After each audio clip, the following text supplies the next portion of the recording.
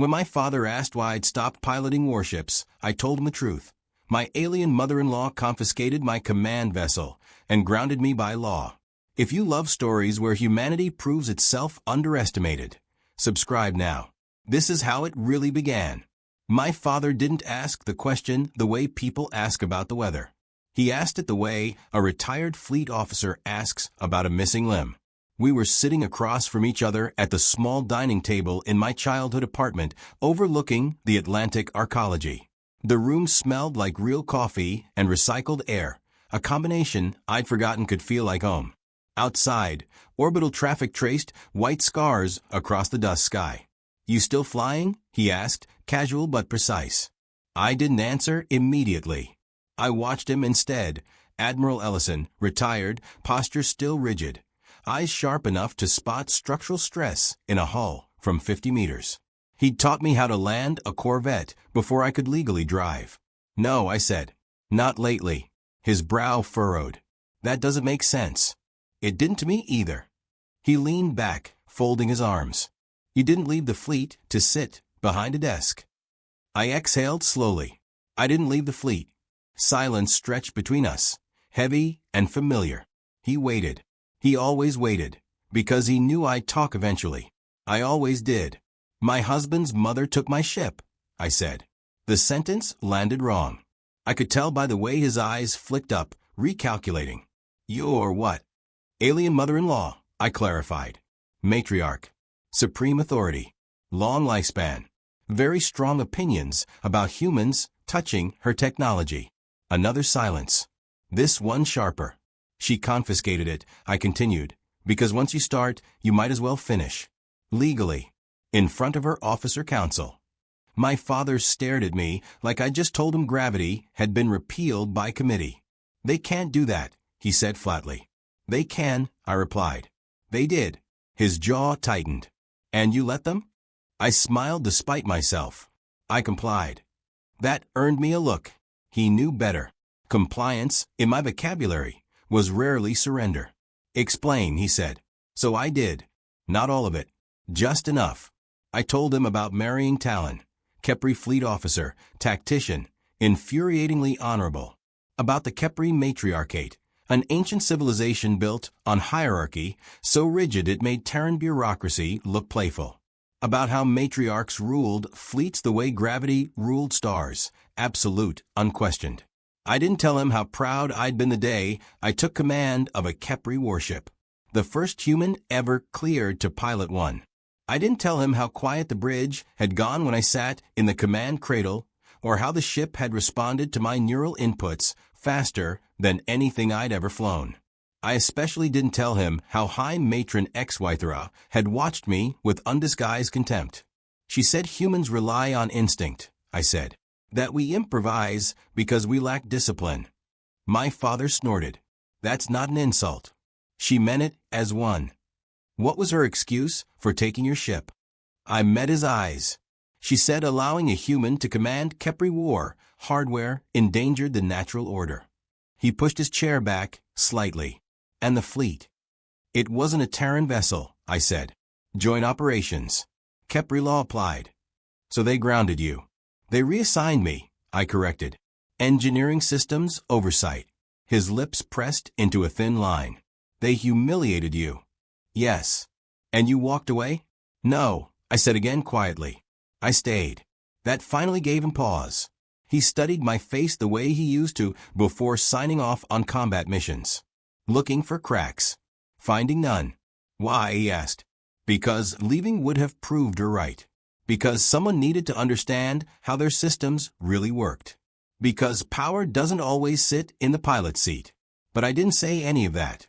"I'm married into it," I said instead. Seemed rude to leave when things got uncomfortable. A corner of his mouth twitched. "Your mother would have liked her."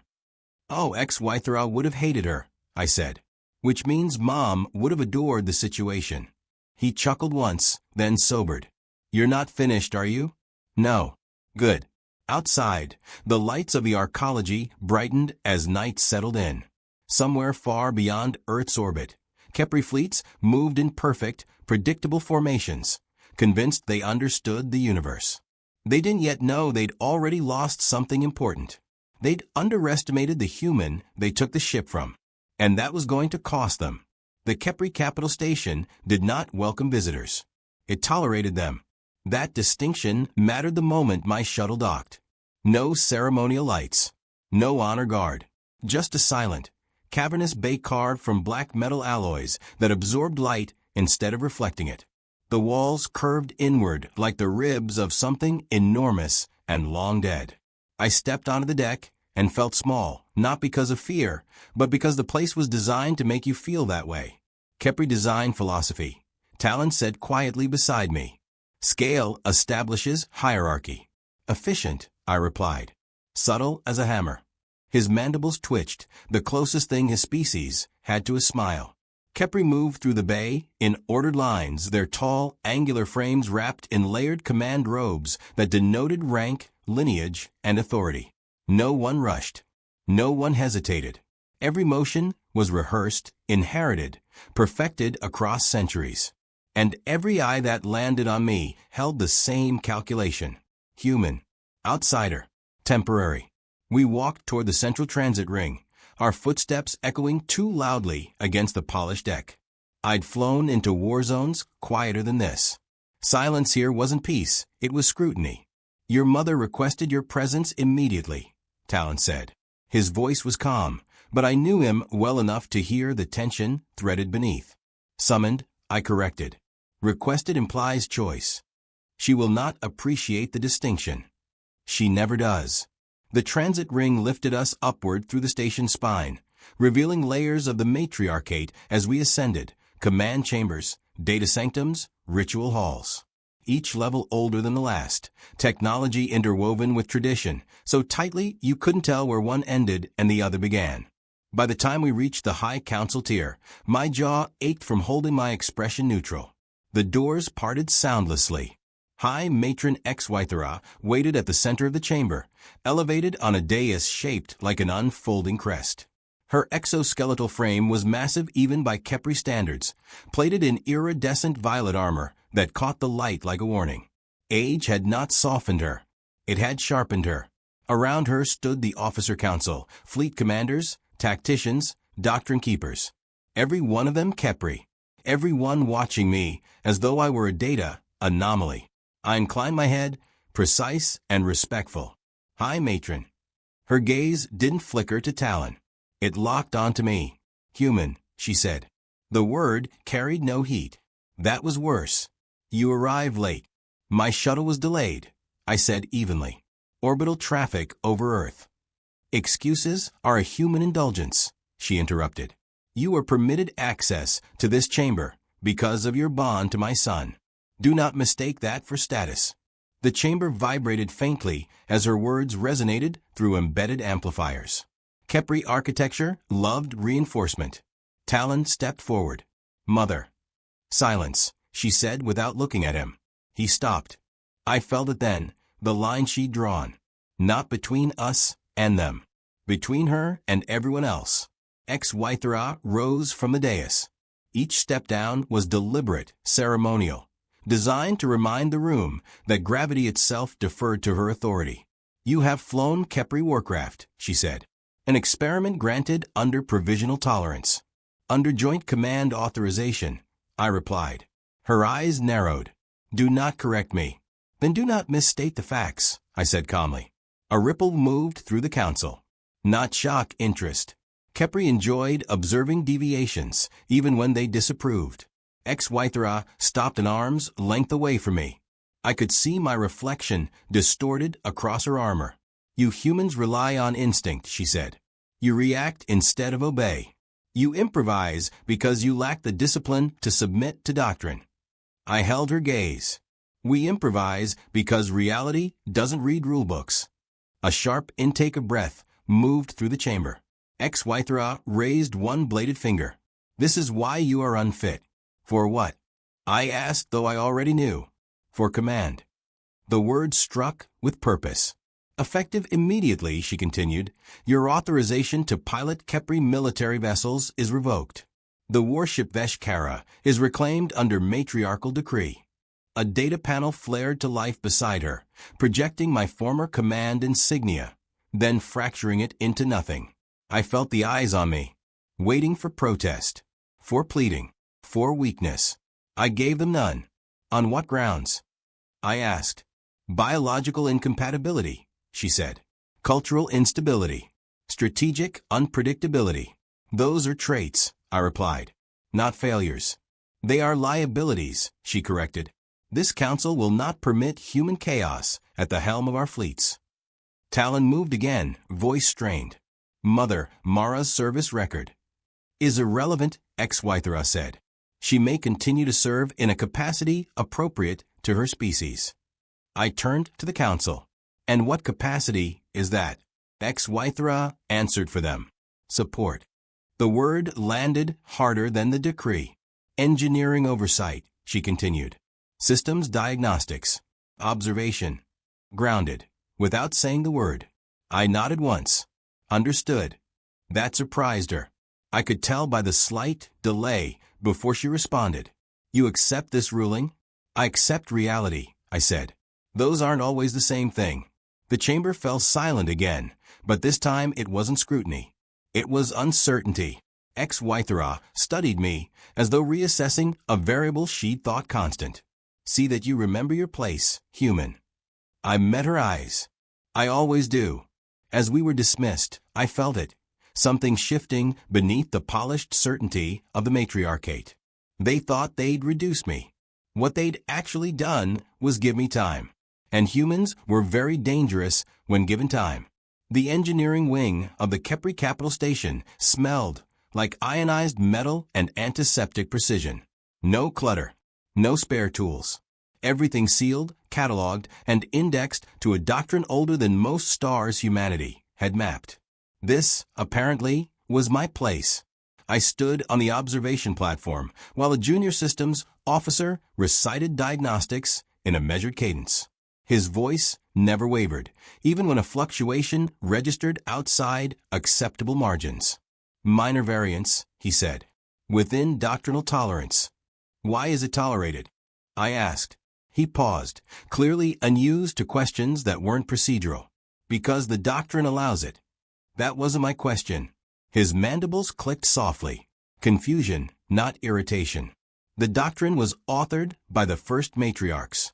It requires no justification. I thanked him and dismissed the report. When he left, I pulled the data feed back up and overlaid it with human analytical models. The variance wasn't minor. It was compounding. Slowly, predictably, invisibly, until it wouldn't be. Kepri systems didn't fail dramatically. They failed politely. I spent the first cycle reading. Laws. Command charters. Interspecies accords. Every clause that had been used to strip my command and reassign me without protest from allied observers. X-Wythera hadn't broken a rule. She'd weaponized them.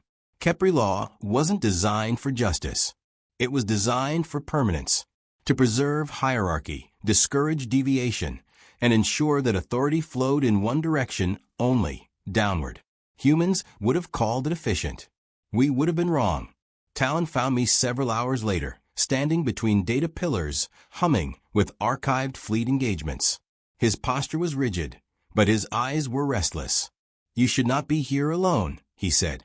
I'm supervising, I replied. That's my job now. He winced. My mother intended this to be discouraging. I noticed. He hesitated, then said, You embarrassed her. I looked at him. By existing? By not reacting as expected. Disappointing her expectations is kind of my specialty. He studied my face. You're angry. Yes. You're not reckless, he added quickly. Which worries me more. We walked together between humming conduits. She believes she protected the fleet, he said. Humans frighten her. Good, I said. Fear keeps people honest. She does not see it that way. Of course not. Fear looks different from a throne. We stopped at a viewport overlooking the internal shipyard. Rows of Kepri warships rested in magnetic cradles, immaculate and identical, like a ceremonial guard frozen in time. They all fly the same, I said. Yes. Same response curves? Yes. Same contingency logic? Yes. I nodded. That's a problem. Talon frowned. Uniformity is strength. Uniformity is predictable, I replied. Strength adapts. He didn't argue, which told me more than words could. An alert chimed across the data pillars. Low priority. External scan update. I glanced at it out of habit. Then I frowned. Talon, I said. How often does your outer perimeter recalibrate threat vectors? Every 70 cycles, he replied. Why? Because something just slipped through a gap that only exists if you assume nothing new ever happens. His eyes narrowed. What kind of something? I don't know yet, I said. Which is the problem? We pulled the data together. A mass shadow anomaly skimming the edge of Kepri space. Not a known fleet. Not a natural phenomenon. It moved in pulses, adjusting trajectory after each scan, as if learning. Adaptive. Kepri doctrine classified unknowns conservatively. Observe. Categorize. Respond only when classification reached certainty. How long until escalation? I asked. Not until threat certainty exceeds 68%. And right now? 32. I stared at the projection. By the time it hits 68, it'll be too late. You cannot know that. I know learning curves, I said. That thing is studying you.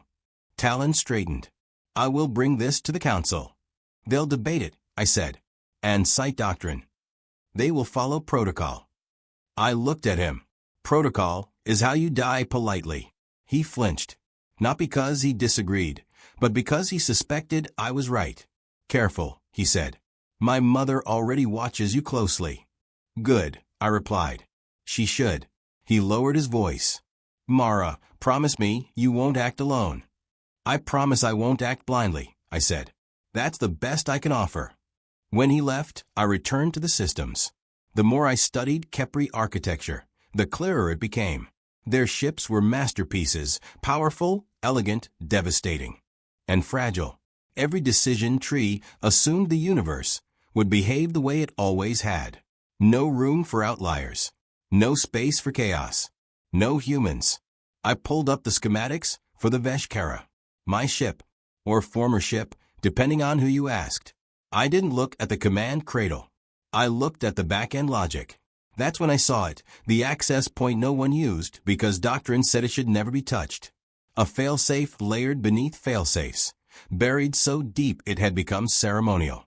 A place where rules went to sleep. I smiled for the first time since Earth.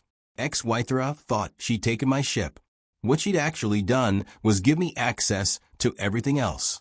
And whatever was coming toward Kepri space. It was about to meet something far more dangerous than a pilot. It was about to meet a human who understood their systems better than they did. The first rule of surviving in someone else's system was simple. Don't announce yourself. So I didn't. I wore the gray of auxiliary staff, kept my voice measured, my movements unremarkable. Kepri respected invisibility when it fit their hierarchy. Engineers were background noise, necessary, tolerated, forgettable. Perfect. The anomaly continued its slow crawl along the outer perimeter. Each cycle, it shifted trajectory just enough to avoid classification, like a creature testing electric fences with a careful paw. Kepri sensors logged it dutifully, then filed it away under pending certainty.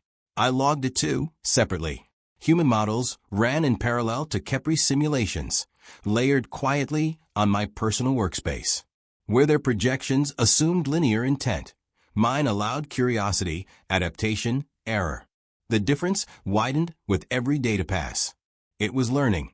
I cross-referenced historical engagements, looking for patterns Kepri doctrine dismissed as coincidence. Reaction delays, target prioritization, energy modulation curves. Their fleets responded beautifully to known threats, and disastrously slowly to new ones. Predictable perfection was still predictability. Your efficiency metrics are elevated, a voice observed. I turned to find technician Rel standing at the edge of my workspace. Kepri, mid-rank, narrow-plated, and perpetually uncomfortable with deviation. He stared at my screens longer than etiquette allowed. I like tidy problems, I said. These are not your problems, he replied. They are if they break, I said. And they will. He clicked his mandibles, uneasy. Doctrine indicates current variance remains acceptable. Doctrine hasn't met that thing, I said, pulling the anomaly's latest movement trace into view. Notice how it adjusts after each scan? Rel leaned in despite himself. Adaptive response. Yes, I said. Which means every passive observation teaches it something. That is speculation. So was gravity until someone dropped something. He didn't smile. Khepri rarely did when humans were right. Rel hesitated. You should submit this to the Oversight Council. They'll table it, I said. Then archive it. You do not know that. I do, I replied. Because I've read your law. He straightened. You should be careful. The High Matron does not value initiative. Neither did my flight instructors, I said. They were wrong too. He left without another word, but he didn't flag my workspace. That mattered. I expanded my scope. If the anomaly breached the perimeter, Khepri response doctrine dictated phased escalation. Probe, warn, contain, engage. Each step required confirmation, thresholds that assumed a static adversary. This wasn't static. I rerouted a fraction of processing power, nothing noticeable, to run stress tests on fleet response times under non-doctrinal inputs. Human inputs. The results were ugly. Ships hesitated. Systems waited for confirmation that never came. Fire control logic deferred to consensus algorithms, while threat vectors multiplied. I imagined HFY-style watching those results. She would call them chaos. I called them reality. Talon returned near the end of the cycle. Tension etched into every precise movement. The council convenes, he said. The anomaly's certainty rating has risen. How high? 47. Still not enough, I said. No, he agreed quietly. We stood overlooking the shipyard again. The warships gleamed, identical and ready, like swords polished for a ceremony that never came. They trust these ships completely, he said. They trust what they understand, I replied. They don't understand uncertainty. He hesitated. My mother believes uncertainty is weakness. I met his eyes. Then she's never survived long enough without control. An alert flared across the station, this one louder, sharper. The anomaly had changed behavior, accelerated, not toward the core systems, but laterally, skimming sensor coverage like a swimmer avoiding nets. They're still observing, Talon said. No, I replied. Now it's testing boundaries. I pulled up the Veshkara's systems again. Not the command interface, the underlying architecture. The place doctrine pretended didn't exist. Human ships were built for failure. We expected systems to break, pilots to panic, plans to collapse. So we built redundancy that could be abused, rerouted, reinvented. Khepri ships were built for obedience, which meant they had blind spots. I began sketching, not on the system, but off-grid. Analog notes, human shorthand. If I touched the core too soon, alarms would trigger. Khepri's security was thorough, if unimaginative. A shadow fell across my workspace. HFY-style. She stood behind me, silent as a vacuum breach, her presence bending the air around her. I didn't turn immediately. I finished my line, closed the file, then faced her. Hi, matron, I said. You are busy, she observed. I am thorough. Her gaze flicked to the dormant displays. Your reassignment was not an invitation to innovate. I'm ensuring your systems perform as expected, I said. Is that not acceptable? She studied me for a long moment. You watch the anomaly closely. It's approaching your space, I replied. I'd be negligent not to. Our doctrine will address it. When? I asked. When it must. That's vague, I said. Her eyes hardened. You challenge me often for someone without command. I challenge assumptions, I replied. Authority is your concern. A ripple of tension moved through the nearby officers. HFY-style stepped closer, lowering her voice. You believe humans see what we do not. I believe humans notice, I said. There's a difference.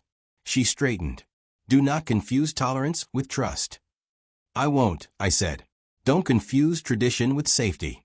For a moment, I thought she might order me removed. Instead, she turned away. Remain in your assigned role, she said. Do nothing more. I watched her go, her certainty unshaken. Behind her, the anomaly pulsed again, faster this time. The certainty rating jumped to 54. Still not enough. I reopened my sketches and refined them. If the fleet wouldn't adapt, one ship would have to. Not by breaking doctrine, but by slipping between its cracks. They had taken my command. They hadn't taken my understanding. And when the time came, that would matter far more than a pilot's chair. The council chamber was louder than I expected. Not with voices, Kepri rarely raised them, but with overlapping authority. Doctrinal projections layered over one another in the air, translucent symbols rotating slowly as matriarchs and commanders referenced ancient precedents. Every argument was perfectly structured, every objection meticulously cited, and every second mattered. I stood at the outer ring, auxiliary status denoted by the muted gray band on my sleeve. Invisible by design, useful only when addressed. The anomaly's projection pulsed at the center of the chamber, larger now, its mass shadow fluctuating with increasing confidence. It had crossed another boundary while the council debated terminology. Certainty level, one matron asked. 59%, replied the censor adjutant. Insufficient for escalation, HFY-style said from her elevated position. Her voice cut cleanly through the chamber. Continue observation. I clenched my jaw. Talon stood 2 tiers below her, hands clasped behind his back, posture immaculate. His eyes met mine briefly. I saw the same calculation there that burned behind my own. This was wrong. The anomaly shifted again, an abrupt lateral move that triggered a ripple through the projection. Several officers clicked their mandibles in restrained surprise. Behavioral deviation noted. An analyst reported. HFY-style inclined her head. Log it. That was it. Log it. I stepped forward. The chamber stilled. Not because I was important, but because I wasn't supposed to move. Hi, matron, I said clearly. A dozen eyes snapped to me. HFY-style's gaze followed last, slow and deliberate. You were not addressed, she said. No, I replied. But you should be. A murmur rippled through the council. Quiet, controlled, disapproving. HFY-style studied me. Speak, then. Briefly. I took a breath and kept my voice steady. The anomaly is adaptive. Each scan teaches it more about your response patterns. Your doctrine assumes static threats. This isn't one. That is speculation. A matron interjected. It's analysis, I said, based on observed learning curves. HFY-style raised one bladed finger. Our models are perfect, I interrupted, then stopped myself just short of crossing a line I couldn't uncross. For enemies who behave the way you expect. Silence fell heavier this time. Talon shifted. Mother, he said carefully, the human's data aligns with my own projections. HFY-style didn't look at him. Your loyalty is compromised. My duty is to the fleet, he replied. So is mine, she said. Then, to me, you propose deviation. I propose survival, I said. A limited maneuver, manual override on a single vessel. Unpredictable vectors. Break pattern recognition. A wave of sharp clicks swept the chamber. Manual control, a commander said. Primitive. Dangerous, another added. Human chaos, HFY-style concluded. I held my ground. Your perfection is visible from light years away. So is your hesitation. Her eyes narrowed. You presume much for one stripped of command. I presume reality doesn't care about rank, I said. That thing out there is learning faster than you're deciding. The certainty rating flickered 62. Not enough. HFY-style rose. The chamber followed suit in perfect unison. Enough, she said. The doctrine has preserved us for millennia. We will not abandon it because a human is uncomfortable with patience. This isn't patience, I said. It's paralysis. The word echoed. HFY-style stepped down from the dais until she stood directly in front of me, towering, immutable. You will return to your assigned role, she said quietly. You will not interfere further. If you do, you will be removed from this station. I met her gaze. And if you're wrong, she didn't hesitate. Then the matriarchate will endure the consequences. That chilled me more than anger would have. She turned away. The council resumed its measured debate as if nothing had happened. I stepped back into invisibility, heart hammering, not with fear, but with certainty. They were going to wait until permission existed to survive. Outside the chamber, Talon caught up with me in a corridor lined with historical reliefs. Battles frozen in flawless symmetry. "You pushed too far," he said. "Not far enough," I replied. "They won't listen." "I know." He lowered his voice. "Then what are you planning?" I stopped walking and faced him. "Tell me, does the Veshkara still carry ceremonial failsafes beneath its command lattice?" He stared at me. "Those are sealed. Untouchable." "By doctrine," I said. "Not by physics." His mandibles tightened. "Mara, if that thing breaches the perimeter," I continued, "your fleet will hesitate itself to death." "I won't." "You no longer have authority." "I don't need it," I said. "I need access." He was silent for a long moment. When he spoke, his voice was barely above a whisper. "If my mother discovers this, she'll call it treason," I finished. "I'll call it prevention." The station trembled, subtle, but unmistakable. A proximity alert reverberated through the hull. The certainty rating surged to 67. Still not enough.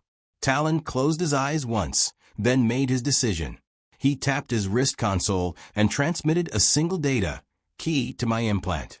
5 minutes, he said. After that, I was never here. I nodded. That's all I need. I turned and ran not toward the command decks, but deeper, into the places no one looked anymore. The ceremonial layers. The forgotten redundancies. Protocol was elegant. Protocol was orderly. Protocol was about to get a lot of people killed. And humans had never survived by waiting politely for permission. The corridors beneath the ceremonial decks were older than doctrine. No banners. No honor markings. Just layered metal and maintenance light strips dimmed to a permanent twilight. These passages existed because the first Kepri engineers had understood a truth their descendants preferred to forget. Nothing that complex survives without somewhere to fail quietly.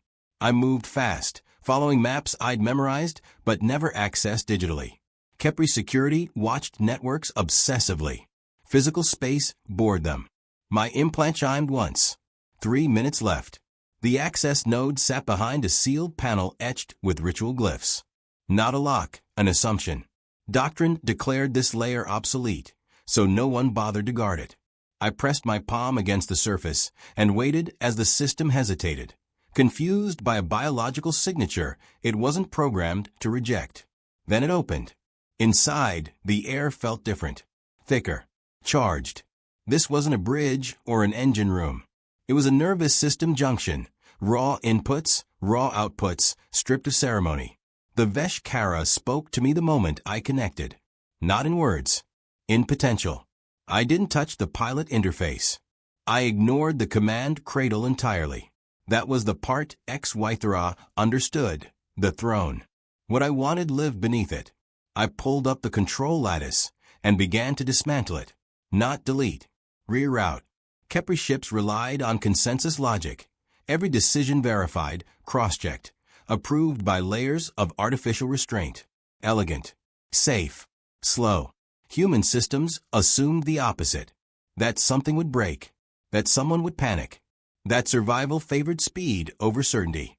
I built a translation layer between philosophies. Distributed control.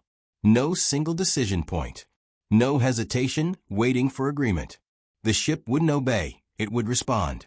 My implant flashed a warning. Unauthorized modification detected. I muted it. Outside the station, the anomaly breached the outer sensor curtain. The alert tone deepened, echoing through the hull like a held breath. 2 minutes. I redirected the Veshkara's maneuvering logic into a probabilistic engine. Human-built, stripped of predictive bias. Instead of calculating the best move, it generated thousands of bad ones and chose the least expected. Chaos refined. Weapons systems followed. Not free fire, that would trip every safeguard, but adaptive targeting. Reaction-based, not doctrine-based. The ship would move like a thought, not a formation. I felt it come alive under my hands, systems syncing in ways the original designers had never intended, but unknowingly allowed. The access node shook as the station shifted to partial combat readiness. My time compressed to heartbeats. 30 seconds. I pushed the final change through, a bypass that severed ceremonial authority from operational control. No matriarchal override. No council delay. Just physics. The Veshkara slipped its moorings. Alarm screamed. I was already running. The ship launched without fanfare, peeling away from the station in a maneuver that made nearby officers shout in alarm. It didn't follow departure vectors. It didn't signal intent. It vanished from expected space. I collapsed into a maintenance alcove as security teams thundered past, too late and too focused on protocol to notice a human breathing hard in the shadows. My implant lit up with a single data stream, the Veshkara's sensor feed. I wasn't piloting. I was thinking. The anomaly reacted immediately, its mass shadow flaring as the ship appeared somewhere it shouldn't have been. It adjusted, probing, testing. The Veshkara answered by doing something worse. It changed its rules mid-move. Kepri observers struggled to track it. Their models broke apart. Predictions invalidated the moment they formed. "What is it doing?" someone shouted over open comms. "Surviving." The anomaly lunged, an energy cascade that should have crippled the ship. Instead, the Veshkara folded through a vector that didn't exist a second earlier, shedding heat and momentum like a living thing shaking off water. The anomaly recoiled. It hadn't expected prey to bite back. Across the fleet, hesitation cracked into panic. Doctrine demanded coordinated response. The Veshkara refused to wait. It struck, not with brute force, but with disruption. Targeted pulses that confused the anomaly's adaptive loops, feeding it contradictory data faster than it could reconcile. Learning turned into overload. The certainty rating spiked past 100, then became meaningless. On the council deck, X-Wythera watched the projections fracture. For the first time since I'd met her, her posture shifted. Not fear, but recalculation. "That ship," she said slowly. "Identify." Silence. Then, reluctantly, "It is the Veshkara, High Matron." "Who authorized this?" No one answered. Because no one had. The anomaly collapsed in on itself, its structure unraveling under impossible inputs. Space calmed, leaving only debris and static where a threat had been. The Veshkara drifted, systems cooling alive. I slid down the wall where I hid, exhaustion finally catching up to adrenaline. My implant chimed again, this time with an incoming signal. "Talon." "What did you do?" he asked, awe and terror tangled together. "I let a ship be human," I said. Silence. Then, "My mother is calling this an act of treason." "I figured," I replied. "Is the fleet alive?" "Yes," he said. "Because of you." I closed my eyes. They'd taken my command chair. They hadn't taken my understanding. And now the matriarchate had a choice: punish the human who broke their rules, or admit those rules had almost killed them. Either way, the galaxy had just learned something important. Humanity didn't need permission to matter. It only needed a problem no one else knew how to solve.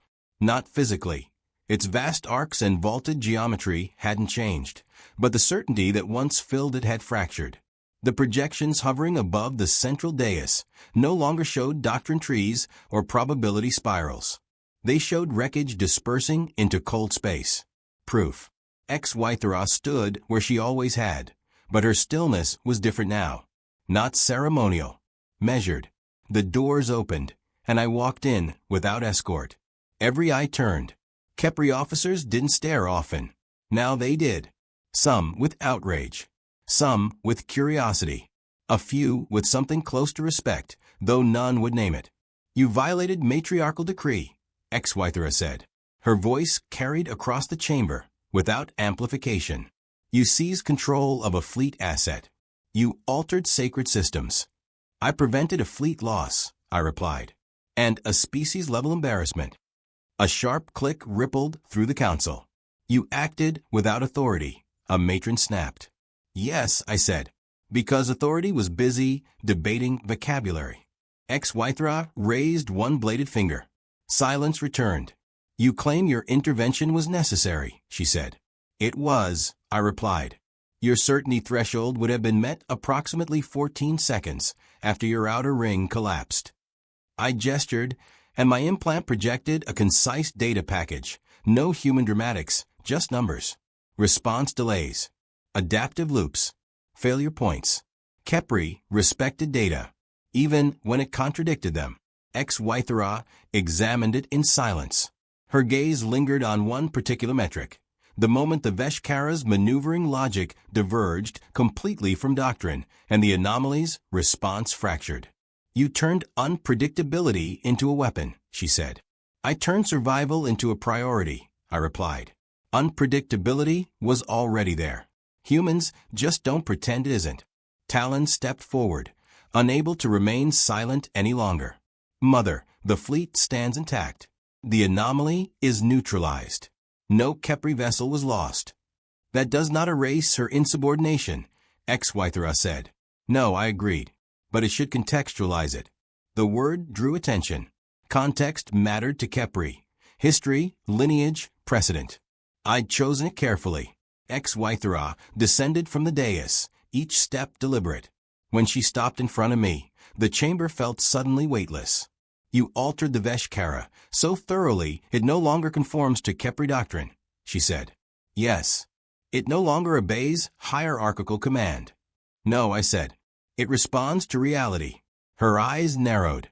That ship will never integrate with our fleets again. I met her gaze. Then your fleets will never move the way it did. A murmur spread, dangerous, this time. Not anger. Thought. HFY-style straightened slowly. You believe this proves humanity's worth. I believe it proves humanity's approach works, I said. You don't need to adopt it. You just need to stop dismissing it. She studied me for a long moment. I could see the calculation happening. How much power she'd lose by admitting fault. How much more she'd lose by denying reality. Finally, she spoke. The Matriarch does not apologize, she said. I didn't expect one. But we acknowledge outcomes. That was as close as it came. The Veshkara will not be reclaimed, she continued. It is altered beyond ceremonial acceptance. Tension tightened my chest. Understood. It will be designated an independent asset, she said. Outside fleet doctrine. I blinked once. Independent.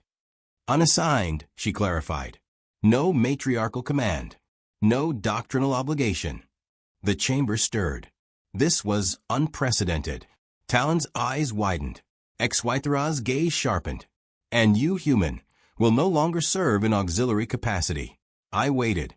You will be released from Khepri military structure, she said. Your actions make continued integration inefficient. A dismissal dressed as exile. However, she added, the Matriarch will record that a human intervention preserved our fleets. That was it. The concession. Carved into history, unerasable. I inclined my head. That's enough. HFY-style turned to Talon. You will remain. Your duty continues. He looked at me, conflict tearing through his rigid posture. I touched his hand briefly. We knew this part wouldn't be simple. He exhaled slowly. You changed everything. No, I said. I just showed them something they couldn't ignore. Hours later, I stood in the Veshkara's quiet interior, feeling the ship hum around me, different now. Awake in a way it hadn't been before. I didn't sit in the command cradle. I didn't need to. The ship responded to my presence, systems flexing, waiting. Not for orders, but for intention. A message pinged across open channels. Terran's signature.